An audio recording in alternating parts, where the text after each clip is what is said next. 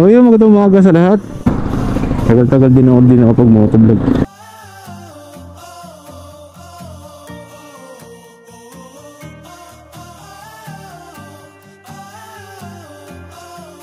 Dahil nagkaroon tayo ng problema dito mga tol. Nung isang beses na ibinahe ko siya, actually sa rough road, ibinaan ko siya sa rough road, talagang malubak. Nagkaroon ng time na napadaan tayo sa napakalubak na daanan. At yun nga, pagka ilang minuto, pagkahinto ko, biglang nag-shutdown ang engine na ito. So akala ko nagano lang siya, yung nag-activate lang yung stop and start. Pero pagtingin ko sa panel, talagang blackout siya, totally blackout. Wala siyang kuryente. And then pinahinga ko siya. At ang iniisip ko, baka meron lang naalog nung time na ibinaan ko to sa rough road, no. Tapos pag on ko, may siya, may kuryente konti dun sa kanyang headlight, pero sa kanyang panel, tapos sa mga switches, wala talaga siya, as in wala. So kaya tinawagan ko ang branch. Tinawagan ko yung branch na pinagkuhanan ko na ito. At doon nagpatulong ako. At sinabi ko kung ano yung sira. Ang sabi nila, tignan ko daw yung battery. Baka daw lumuwag yung sa may niya, yung kabitan ng negative at positive. Pero okay naman siya, napakaigpit, walang problema doon. So talagang iniisip namin, may naalog na sensor sa kanya. Until such time, inaabot ng kinabukasan. So dinala siya ng taga-kumpanya. Chinek nila. So napaandar naman nila, at kinabukasan nun tinext ako na okay na daw yung motor. At yun na nga, mga ilang minuto pagdating ko doon, so papaandarin ko na siya, hindi na naman siya umaandar, wala na namang kuryente. So buti na lang, sa tabi ng kumpanyang yun, meron pa rin isang motorcycle na dealer.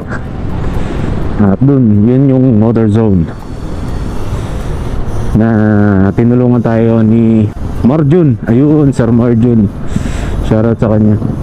So siya po yung nag-assist sa atin at tumulong sa pag-check na itong motor na to. Basta meron siyang ginamit na tools dito, at yun nga ang problema, hindi niya nare-read dahil walang kuryente na nag-generate yung motor or yung battery. Diagnostic tools. So yun pala yun, diagnostic tools. Until such time na chinek na rin yung ilalim ng U-box, tinanggal niya yung U-box na ito. At okay naman, wala naman naging problema. Normal naman yung ibang mga sensor niya, iba ang mga wirings. At naisipan niya magpalit o palitan yung battery. Kasi nga, as in, wala talaga wala siyang makita. Nalitan niya ng battery, at yun, kumarga, nagkaroon siya ng kuryente kasi nga ibang battery. At doon ginamitan niya ulit ng diagnostic tools, at na-identify niya kung ano talaga yung sira ng motor. At yun yung battery na standard na inilabas nila yung motor na to, kasabay yung battery niya yan.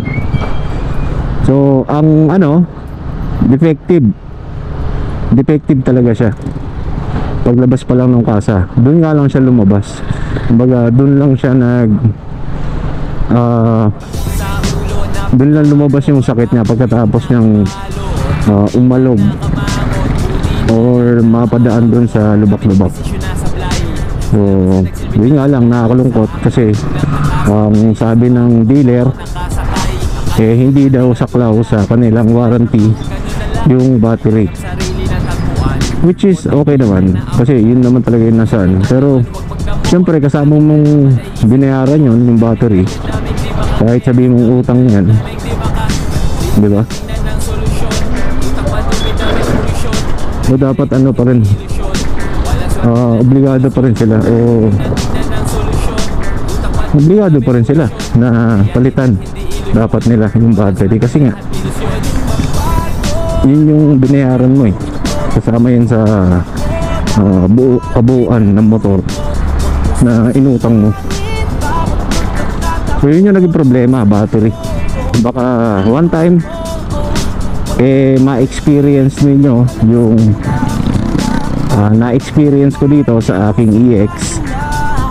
At kapag namatayan kayo ng motor at sinubukan yung buhayin at wala siyang meter panel na kahit na anong kuryente na sinusupply, yun ang sira, battery. So at least meron kayong idea bago nyo pagalawin ang motor ninyo. So much better sa mga dealership na may mga kompletong tools ninyo ipapatingin. So wag lang sa tabi-tabi, unlike na lang sa mga talagang expert na pagdating sa mga ganito, lalo na mga advanced na yung technology, fuel injected na. So I suggest na doon pa rin kayo sa dealer. So yun po ang nangyari sa ating Bergman Street 125 EX na si Sanea. Nga pala mga tol, yung itinakbo na itong ating si Sanea, nasa na siya, 2,110 kilometers ang kanyang total na odo or itinakbo. So magtatatlong buwan na siya ngayong February 3.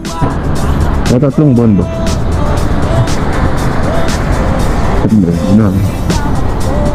Or mag-4 months na pala. Mag-4 months na pala kasi October 3 siya release. So far yun pa lang naman yung naging issue niya. At sa mga nababasa ko tungkol sa ISC, tapusin nyo muna yung inyong meter panel, yung kanyang animation, no? Kasi nga nagka-calibrate yung kanyang ISC. So hihintayin mo muna matapos para mapunta siya dun sa tamang kalalagyan niya, diba? Yun nga, sabi din ng iba, kapag papatayin mo yung EX, so wag mong direct na papatayin sa susian. Gagamitan mo muna siya ng full switch sa kanyang side stand. Pagkatapos nun, doon mo na i-off sa kanyang susian para iwas sa anumang aberya. Ngayon, pauwi na tayo. Malapit na tayo sa ating uuwian. Nandito na tayo sa Labangal.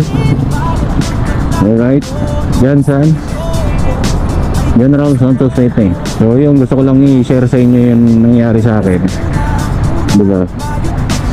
Para at least aware na kayo, for your awareness sa mga problems na pwede ninyo ma-encounter in the future, no?